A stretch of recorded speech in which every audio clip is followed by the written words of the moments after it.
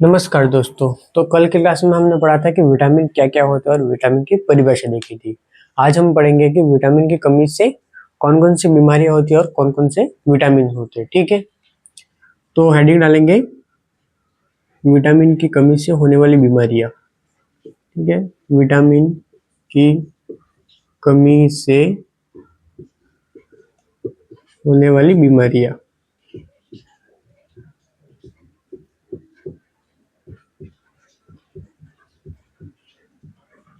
ठीक है, यानी कि कौन कौन सी विटामिन का क्या क्या नाम है और उनके क्या क्या बीमारी होती है। ठीक है, यानी कि यहाँ पर लिख देंगे हम विटामिन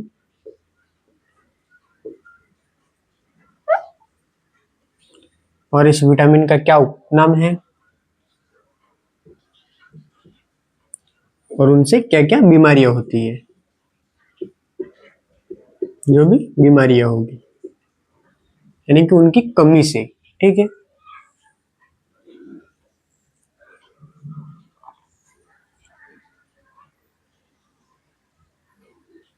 ठीक है, यानी कि पहला हम जो विटामिन लेते हैं वो है विटामिन ए। Vitamin A. अब विटामिन ए का उपनाम क्या है? तो विटामिन ए का उपनाम है रेटिनॉल। रेटिनॉल। विटामिन ए को रेटिनॉल भी कहते हैं। और इस क्या रहता है, विटामिन ए इन्फेक्शन से लड़ता है तो इसको बोलेंगे एंटी इन्फेक्टिव विटामिन।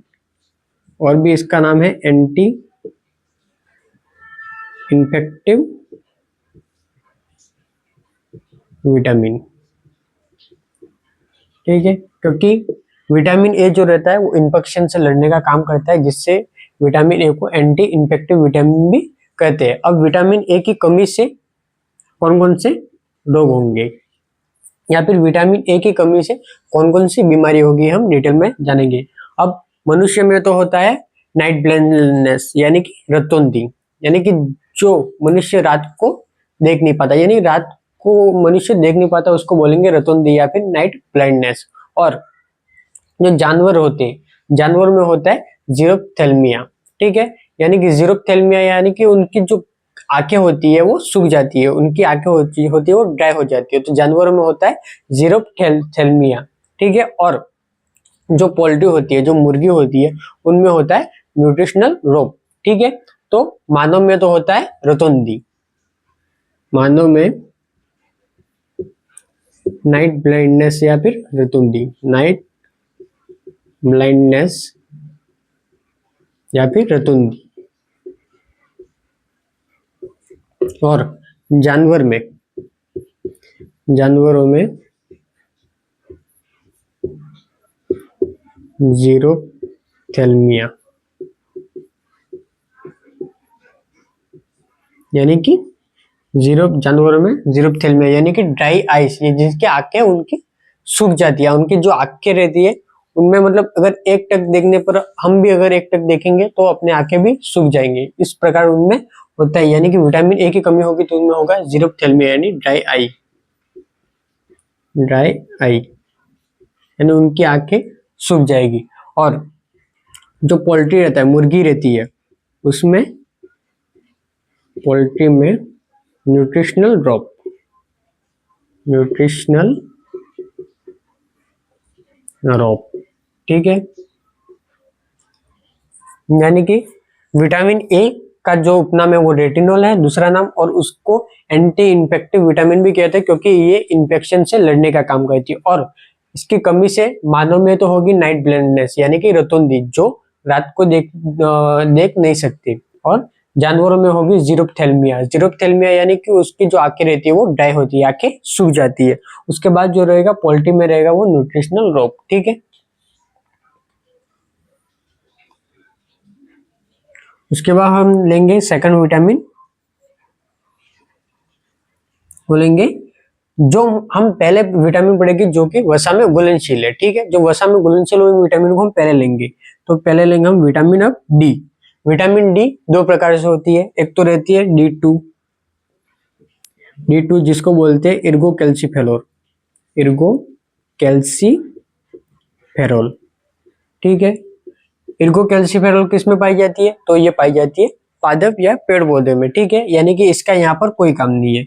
एक रहती है D3, इसको बोलते हैं कोलीकैल्सीफेरॉल, कोलीकैल्सीफेरॉल, ठीक है। यानी कि जानवरों में और मनुष्य में जो विटामिन विटामिन डी का जो सक्रिय फॉर्म रहता है वो रहता है कोलीकैल्सीफेरॉल या फिर विटामिन D3। विटामिन D3 का भी सक्रिय कौन सा रहता है?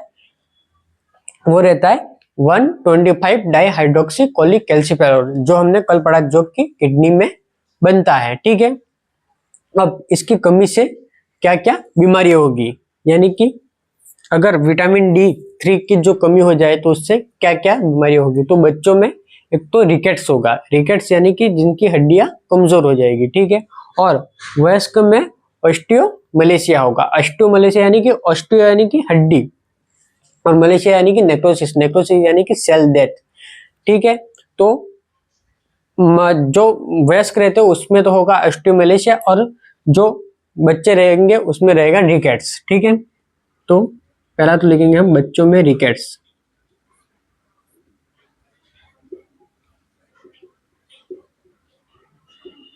और वयस्क में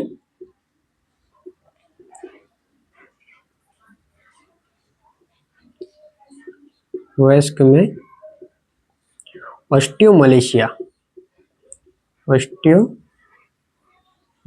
ठीक है। ऑस्टियोमलेशिया यानी ऑस्टियो का मतलब होता है हड्डी, ठीक है।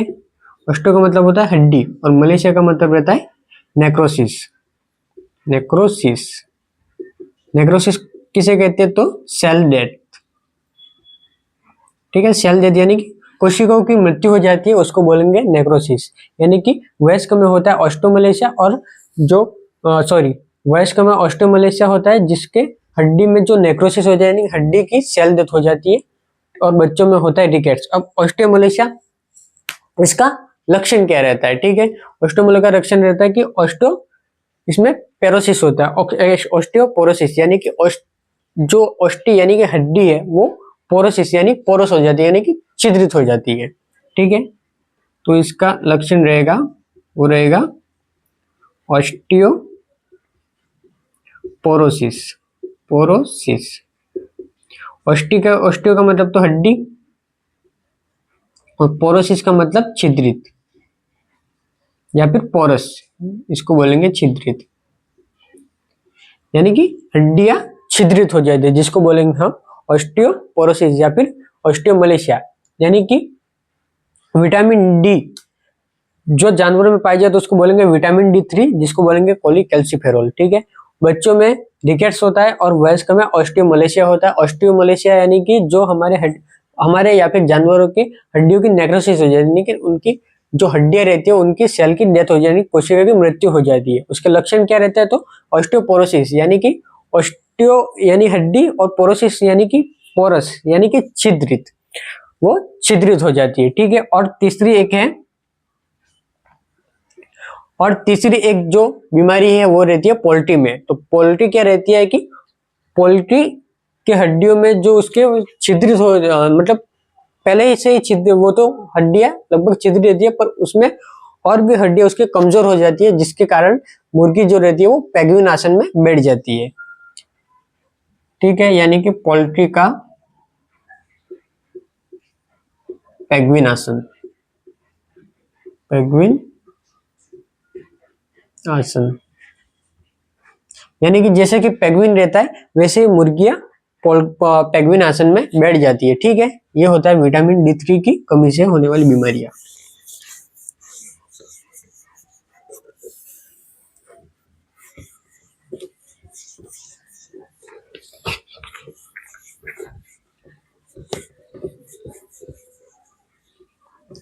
इसके बाद हम वसा में घुलनशील और विटामिन लेंगे, तो फिर आएगी विटामिन ई, इसमें विटामिन ई, ठीक है। आगे ले लेंगे हम विटामिन ई। अब विटामिन ई का उपनाम क्या है? तो विटामिन ई को बोलते हैं हम अल्फा टोकोफेरोल, ठीक है। पहला तो रहेगा अल्फा टोकोफेरोल,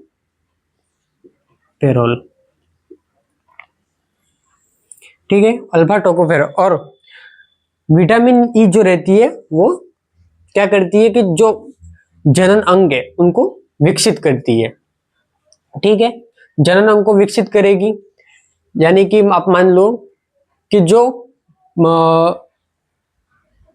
नर रहता है, ठीक है, नर में जनन अंग को विकसित करेगी और मादा में जनन अंग को विकसित करेगी, तो इसको बोलेंगे एंटी स्टेरिलिटी विटामिन। इनको बोलेंगे एंटी स्टेरिलिटी विटामिन। ठीक है, अगर इसकी कमी हो जाएगी तो नर और मादा में नपुंसकता या फिर बांझपन होगा। इसलिए इसकी इसकी कमी से नर और मादा में बांझपन हो या नपुंसकता होगा, तो ये नर मतलब बांझपन को रोकेगा, जिससे बोलेंगे इसको एंटी स्टेरिलिटी विटामिन। तो ये क्या करेगा, एंटी स्टेरिलिटी विटामिन, यानी कि बांझपन या नपुंसकता को रोकेगा, बांझपन या नपुंसकता को रोकती है और ये जनन अंगों का विकास करेगी। ठीक है, तीसरा रहेगा, इसको बोलेंगे हम ब्यूटी विटामिन। ठीक है, ब्यूटी विटामिन यानी कि विटामिन ई की जो कैप्सूल कोई रहता है जो चेहरे पे लगाता है, कोई रहता है विटामिन ई की कैप्सूल खाता है, कोई बालों में लगाता है, यानी कि ये इसको ब्यूटी विटामिन भी कहते हैं। ठीक है, अब इसकी कमी से क्या क्या लक्षण होगा, मतलब इसकी कमी से क्या क्या रोग होंगे, तो इसकी कमी से जनन अंग सही से विकसित नहीं हो पाएंगे, क्योंकि इसका कार्य जो रहता है वो जनन अंग को विकसित करने का रहता है, तो इसकी कमी से जनन अंग विकसित नहीं होंगे। ठीक है, तो पहला तो रहेगा कि मादा में बांझपन, मादा में बांझपन। ठीक है, अब बांझपन और नपुंसकता दोनों में फर्क है। ठीक है, बांझपन को बोलेंगे इनफर्टिलिटी,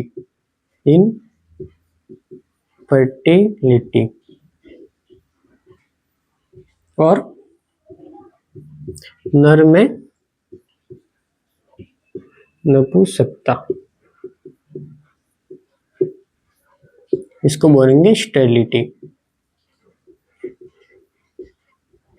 ठीक है, उसके बाद जो चूजे रहते वो मतलब वो एकदम पागल जैसी हरकत करेंगे, जिसको बोलेंगे हम क्रेजी चिक डिजीज। चूजों में क्रेजी चिक डिजीज, यानी कि चूजे पागल जैसी हरकत करेंगे। ठीक है, और तो चौथा रहेगा कि न्यूट्रिशनल मस्कुलर डिस्टम्पी। ठीक है, यानी कि विटामिन ई रहती है, मान लो न्यूट्रिशनल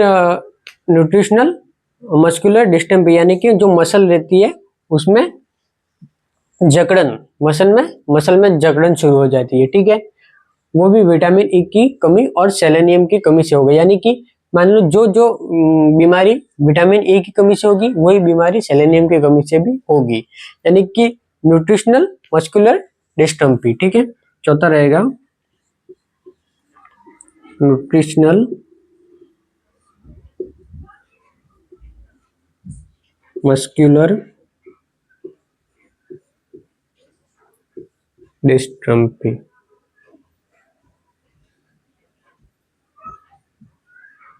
ठीक है, इसका मतलब न्यूट्रिशनल मस्कुलर डिस्ट्रॉफी यानी कि जो मांसपेशियां रहती है वो नष्ट हो जाती है। ठीक है, यानी कि विटामिन ई और सेलेनियम की कमी से, विटामिन ई और सेलेनियम की कमी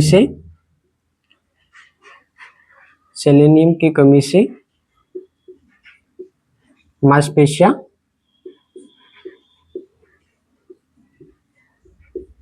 नष्ट हो जाती है।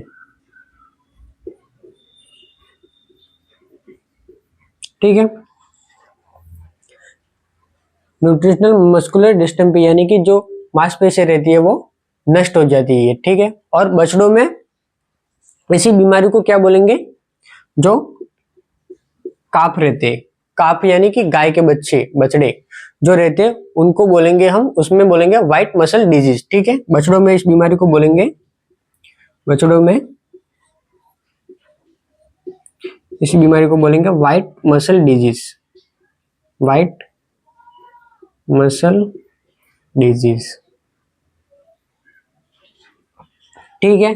और जो मेमने रहते यानी कि भेड़ के बच्चे रहते उनको उनमें जो बोलेंगे वो बोलेंगे स्टिप लैम्प डिजीज, ठीक है। मेमनों में स्टिप लैम्प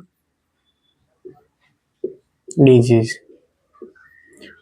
और तीसरे जो बकरी के बच्चे रहते यानी कि बकरी के बच्चे यानी कि किड, और मेमनो, उन दोनों में बोलेंगे स्टिप लैम्प डिजीज। और तीसरा जो रहेगा वो पिगलेट यानी कि सुअर के बच्चे, सुअर के बच्चों में बोलेंगे मलबेरी हार्ट डिजीज, ठीक है। सुअर के बच्चे यानी पिगलेट में, पिगलेट में बोलेंगे मलबेरी हार्ट डिजीज।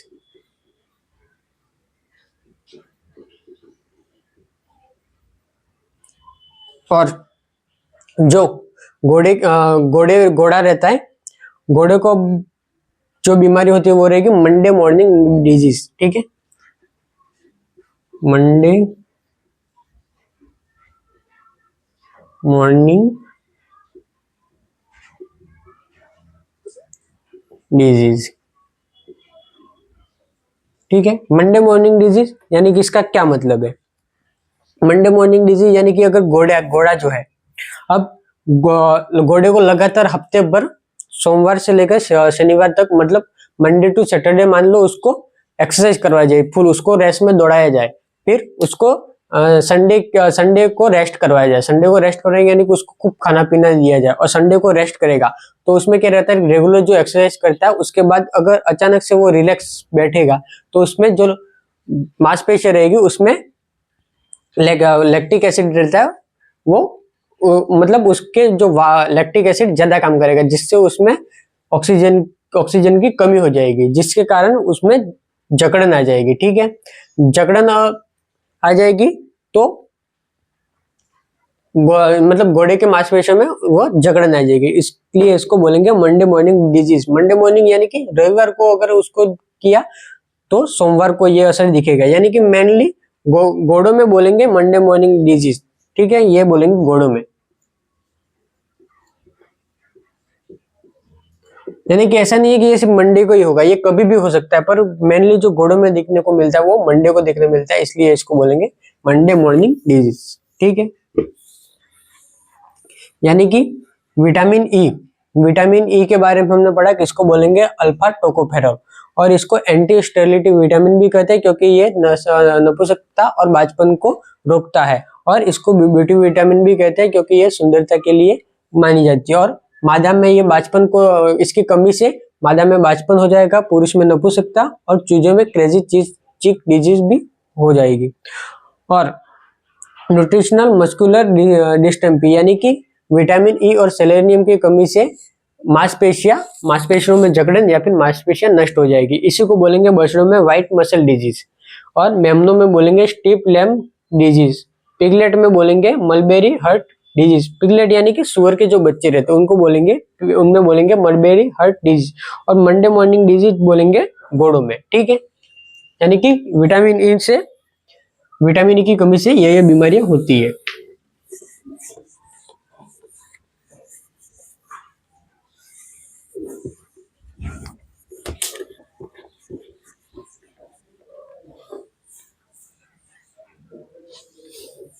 उसके बाद अगली फैट में सॉल्युबल विटामिन रहेगी, वो रहेगी हमारे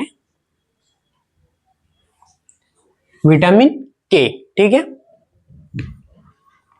चौथा पॉइंट विटामिन के, ठीक है। अब विटामिन के का जो उपनाम है वो रहता है फिलोक्विनोन, ठीक है, फिलोक्विनोन।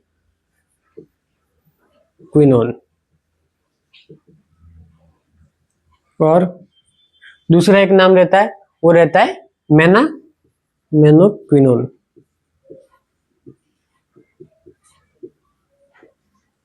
और जो विटामिन के रहती है वो रक्त का थक्का जमाने का कार्य करती है, तो इसको बोलेंगे हम anti hemeric factor, sorry anti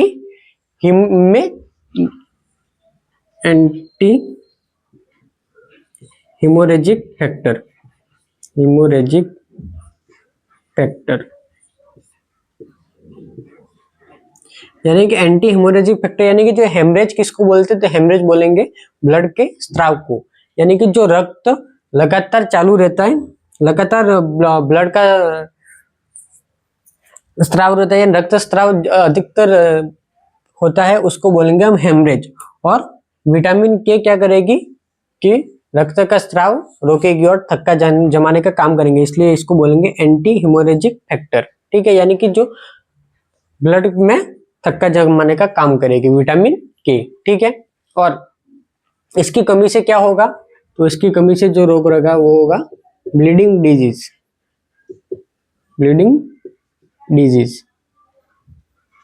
अगर विटामिन के की कमी हो जाएगी तो ब्लीडिंग डिजीज होगी, यानी कि रक्त का थक्का नहीं जमेगा, ठीक है, यानी कि रक्त का थक्का न जमना, ठीक है। विटामिन के के कारण जो कमी रहेगी वो ब्लीडिंग डिजीज होगी, यानी कि रक्त का थक्का नहीं जमेगा। उसके बाद हम लेंगे वाटर सोल्यूबल विटामिन, उसमें लेंगे हम पांचवा पॉइंट हमारा विटामिन B1, ठीक है। अब विटामिन बी को बोलेंगे हम थायमिन, विटामिन बी को बोलेंगे थायमिन, ठीक है। विटामिन B1 को बोलेंगे थायमिन, या फिर उसका दूसरा नाम रहेगा एंटी न्यूमेरिक विटामिन, ठीक है, एंटी न्यूमेरिक विटामिन। और इसका जो मतलब एंटी न्यूमेरिक यानी कि जो न्यूरॉन यानी कि न्यूराइटिस को रोकती है। न्यूराइटिस किसको बोलेंगे, न्यूरॉन में सूजन को न्यूराइटिस बोलेंगे, यानी कि तंत्रिका तंत्र से जो बीमारियां होती है उनको बोलेंगे न्यूराइटिस, यानी कि तंत्रिका तंत्र में जो सूजन होती है उसको बोलेंगे न्यूराइटिस, ठीक है। न्यूरॉन में सूजन को बोलेंगे न्यूराइटिस, और ये न्यूरॉन में सूजन को कम करती है, इसको इसलिए इसको बोलेंगे एंटी न्यूमेरिक विटामिन। इसकी कमी से क्या होगा, तो इसकी कमी से विटामिन B1 या थायमिन की कमी से पोल्ट्री में होती है पॉलीन्यूराइटिस, यानी कि उसमें होती है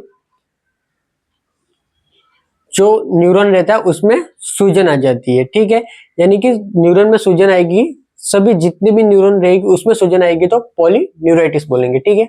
तो पोल्ट्री में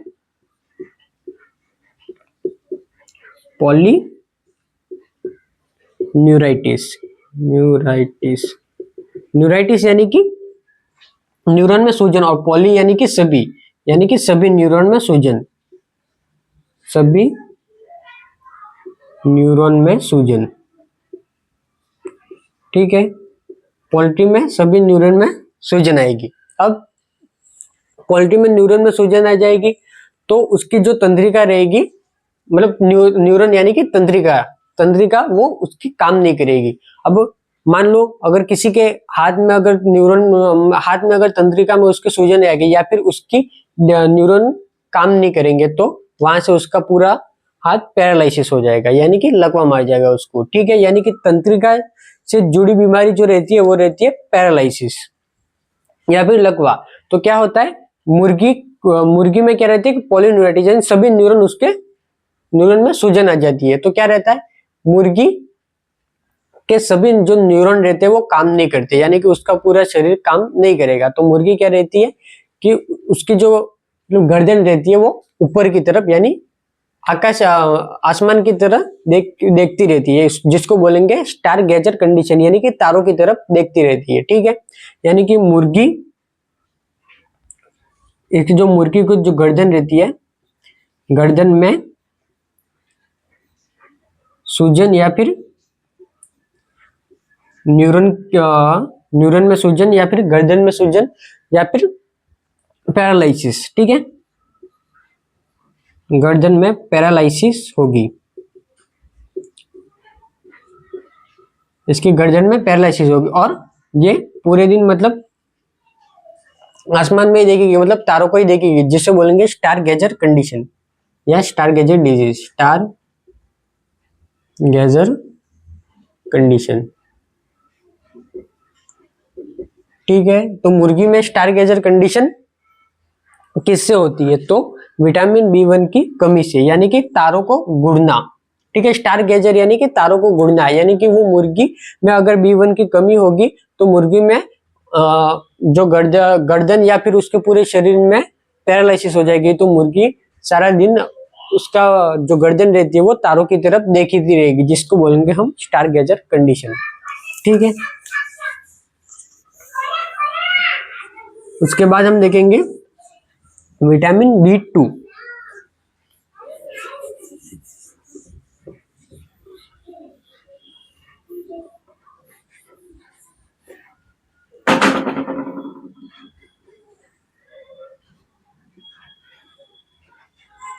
ठीक है, तो हमारी जो दूसरी विटामिन रहेगी वो रहेगी विटामिन B2। अगला जो पॉइंट है हमारा छठा, विटामिन B2। ठीक है,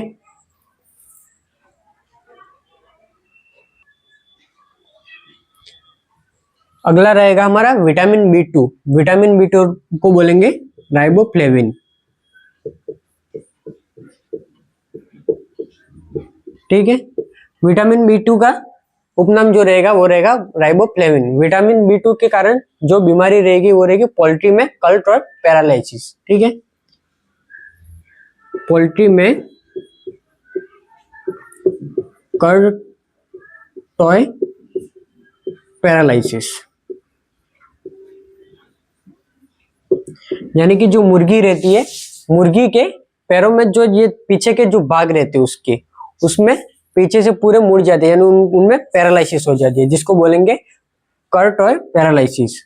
विटामिन B2 के कारण मुर्गी में यह बीमारी होती है। ठीक है, उसके बाद हम लेंगे विटामिन B3।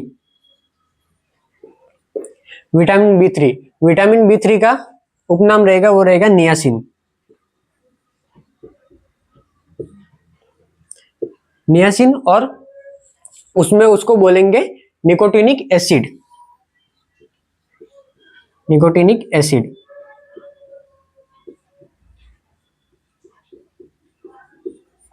विटामिन B3 के कारण जो बीमारियां होगी उसमें आएगी पहली, मानव में जो रहेगा वो रहेगा पेलेग्रा। पेलेग्रा यानी कि रफ स्किन, यानी कि जो मानव में जो स्किन रहती है उसके ऊपर वो एकदम ड्राई हो जाती है या फिर खुरदरी हो जाती है। ठीक है, यानी कि पहला जो बीमारी रहेगी वो मनुष्य में रहेगी, मानव में रफ स्किन। रफ स्किन ले लो या फिर पेलेग्रा।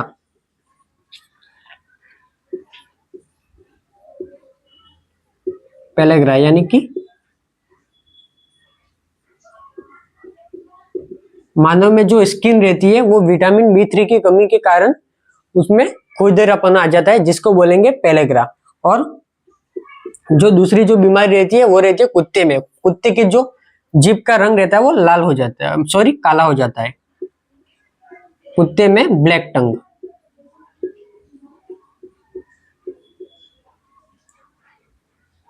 यानी कि विटामिन B3 के कारण जो कुत्ते में बीमारी हो रहती है वो रहती है ब्लैक टंग, यानी कि उसके जीभ का रंग काला हो जाता है। उसके बाद हमारा अगली विटामिन रहेगी विटामिन B5।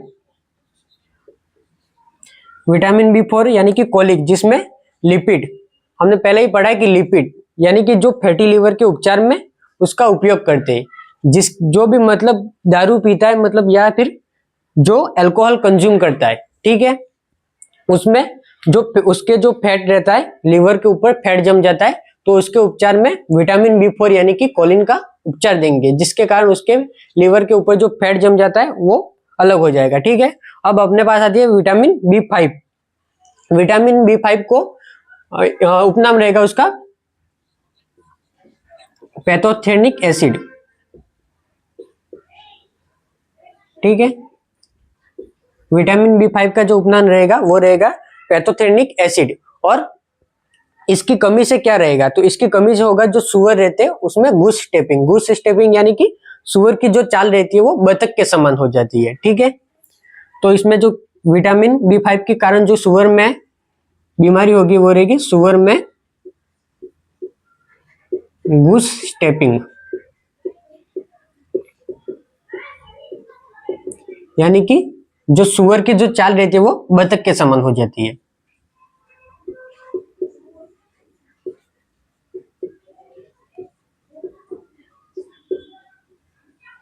ठीक है, इसके बाद आएगा विटामिन B6।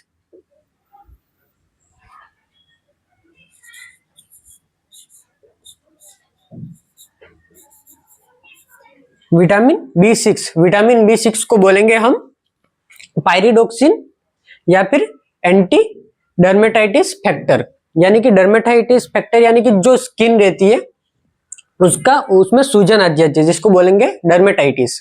और जो विटामिन उस बीमारी को रोकेगी उसको बोलेंगे एंटी डर्मेटाइटिस, यानी कि उसके खिलाफ कार्य करेगी। इस विटामिन का पहला उपनाम रहेगा वो रहेगा पायरिडोक्सिन। पायरोडोक्सिन।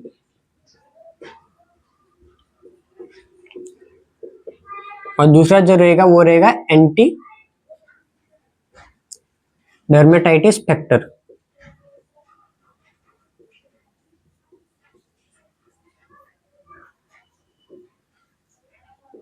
ठीक है, डर्मेटाइटिस यानी कि स्किन में सूजन आना, इसके कारण भी विटामिन B6 और विटामिन B5 दोनों के कारण सुअर में गूस स्टेपिंग देखने को मिलती है। ठीक है, यानी विटामिन B5 और B6 दोनों की कमी के कारण सुअर में एक ही बीमारी रहती है, वो रहती है गूस स्टेपिंग, जिसके कारण सुअर बतख की चाल चलता है।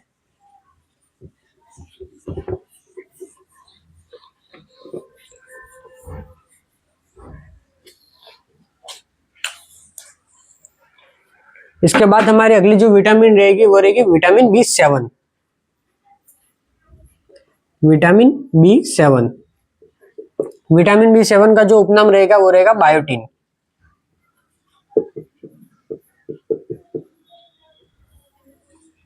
विटामिन B7 का उपनाम जो रहेगा वो बायोटिन रहेगा। और इसकी कमी से, यानी कि इसकी कमी से जो बीमारी रहेगी वो रहेगी पोल्ट्री में फैटी लिवर किडनी सिंड्रोम। यानी कि पोल्ट्री में जो लीवर रहता है यानी कि यकृत और किडनी, इन दोनों में फैट जम जाता है, यानी कि जो सिंड्रोम रहता है, यानी कि जो बीमारियों का समूह उसको बोलेंगे सिंड्रोम। यानी इसमें जो बीमारी होगी वो रहेगी फैटी, पोल्ट्री में होगी ये, पोल्ट्री यानी मुर्गियों में, पोल्ट्री में फैटी लिवर,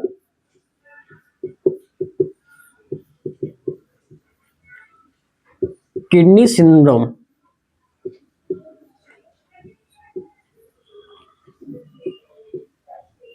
यानी कि FLKS। मुर्गियों में जो किडनी रहती है और जो लीवर रहता है उनके ऊपर फैट का स्टोर हो जाता है। और मुर्गी में एक दूसरी बीमारी रहती है इसके कमी के कारण, वो रहती है सडन डेथ सिंड्रोम। पोल्ट्री में सडन डेथ सिंड्रोम, यानी कि मुर्गियों की अचानक मृत्यु हो जाना, उसको बोलेंगे सडन डेथ सिंड्रोम। उसके बाद आएगी अगली vitamin, vitamin B8, sorry B8 तो आता नहीं है, B9। Vitamin B9, vitamin B9 को बोलेंगे फोलिक एसिड। फोलिक एसिड, ठीक है। और फोलिक एसिड से जो बीमारी रहेगी वो रहेगी एनीमिया, यानी कि खून की कमी, एनीमिया। विटामिन B9 की कमी से होगा फोलिक एसिड यानी खून की कमी, जिस क्योंकि इसके अंदर फेरस पाया जाता है। फेरस यानी कि जो हमारे खून के निर्माण में जो काम आता है। अगर फोलिक एसिड की कमी हो जाएगी यानी विटामिन B9 की कमी हो जाएगी तो एनीमिया होगा, यानी कि रक्त की कमी हो जाएगी। उसके बाद जो विटामिन रहेगी विटामिन B10। विटामिन B10 का जो शॉर्ट नेम है या फिर जो उपनाम बोलेंगे उसको बोलेंगे पाबा, यानी कि पैरा एमिनो बेंजोइक एसिड। ठीक है, इसको बोलेंगे पैरा एमिनो बेंजोइक एसिड, यानी कि पाबा। ठीक है, इसमें सिर्फ उसका उपनाम ही पढ़ेंगे। ठीक है,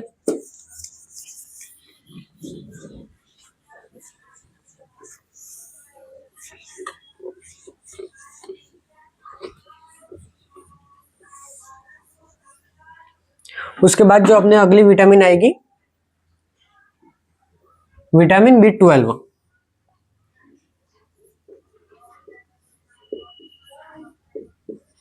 विटामिन B12 जिसको बोलेंगे हम साइनोकोबालमिन। ठीक है, इसको बोलेंगे उपनाम साइनोकोबालएमिन, जिसमें 4% कोबाल्ट पाया जाता है।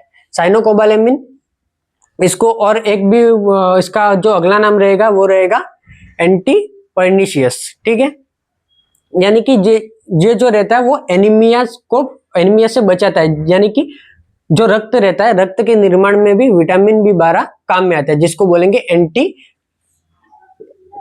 Anti pernicious anaemia factor. Anti pernicious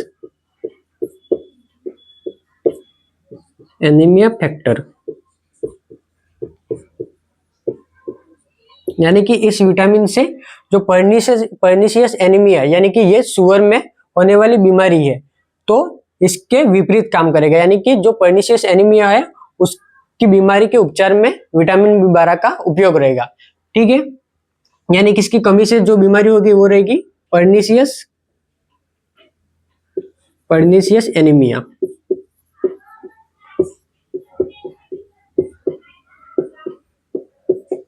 और इस विटामिन का जो अन्य नाम रहेगा वो रहेगा एक animal protein factor. Animal protein factor, यानी कि जो जानवर का जो मीट रहता है, जानवर का जो मांस रहता है उसमें भी ये विटामिन पाई जाती है, जिससे उनके मांस में प्रोटीन की मात्रा ज्यादा रहती है, जिसको बोलेंगे हम एनिमल प्रोटीन फैक्टर। ठीक है, इसके बाद हम जो अगली विटामिन लेंगे वो आएगी विटामिन C, जिसको उपनाम रहेगा एस्कॉर्बिक एसिड, जो कि जल में घुलनशील विटामिन है। अगली जो विटामिन आएगी वो रहेगी विटामिन C।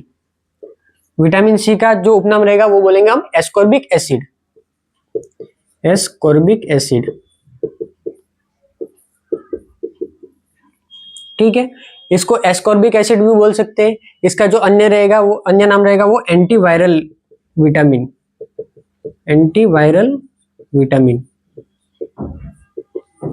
यानी कि ये वायरस से लड़ने का काम करेगी। अगर मान लो कोई भी इन्फेक्शन हो जाए या फिर कोई भी वायरल बीमारी हो जाए तो विटामिन C लेने से उसका इलाज कर सकते हैं, यानी कि ये एंटीबॉडी बनाता है वायरस के खिलाफ, और इसको बोलेंगे एंटी रेबीज विटामिन, क्योंकि ये रेबीज के खिलाफ भी काम करती है। फिर आएगा इसका एंटी स्ट्रेस विटामिन, और दूसरा नाम रहेगा एंटी एजिंग विटामिन।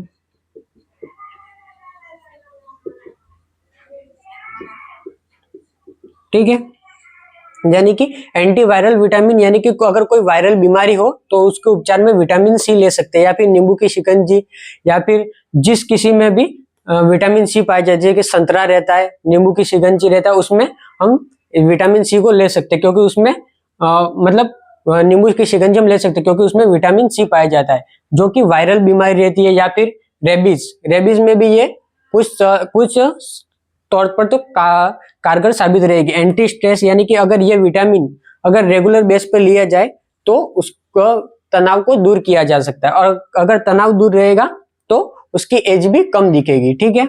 और इसकी जो कमी रहती है, विटामिन सी की कमी से होगा स्कर्वी रोग।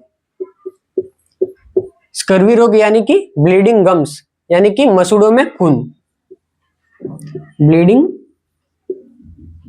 गम्स यानी कि मसूड़ों से खून आता है। अगर विटामिन सी की कमी होगी तो स्कर्वी रोग होगा, यानी कि जिसको बोलेंगे हम ब्लीडिंग गम्स, यानी कि जो मसूड़ों से खून आता है। Thank you.